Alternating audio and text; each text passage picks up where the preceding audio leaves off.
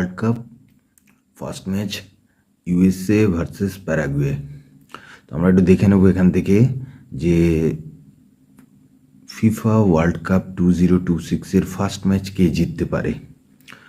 প্রথম হচ্ছে ইউএসএ ঘরের মাঠে খেলছে, দর্শক তার, মাঠ তার, এখানেই 50% গেম সে জিতে গেল। USA team Christian Pulisic, McKennie, Adam Tyler, এরকম তারকা খচিত নাম ইউএসএ টিমের সাথে জড়িয়ে আছে। আর প্যারাগুয়ে পাল্টা আক্রমণে কিছুটা বিপজ্জনক হতে পারে, কিন্তু তুলনামূলকভাবে কম। তো সেই দিক থেকে বিচার করতে গেলে ফার্স্ট ম্যাচ হচ্ছে ইউএসএ জিতছে, কিন্তু কত গোলে জিতছে? ইউএসএ 2, প্যারাগুয়ে 1, মানে 2-1 স্কোর হবে।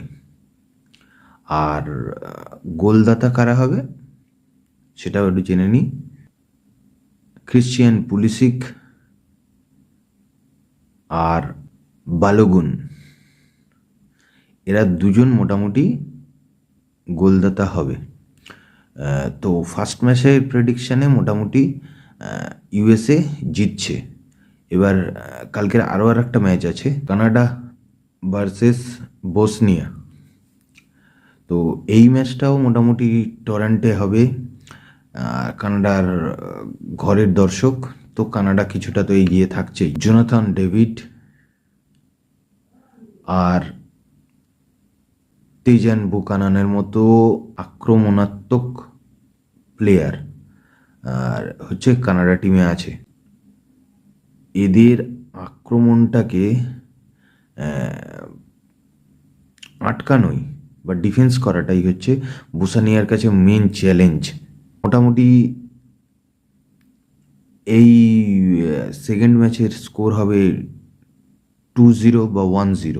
গোলদাতা হবে ডেভিড জোনাথন আর সাইল লারিন, এই দুজন। তো মোটামুটি আমরা এই ওয়ার্ল্ড কাপের ফার্স্ট ডের প্রথম দিনের দুটো ম্যাচে প্রেডিকশান করে নিলাম। এবার দেখা যাক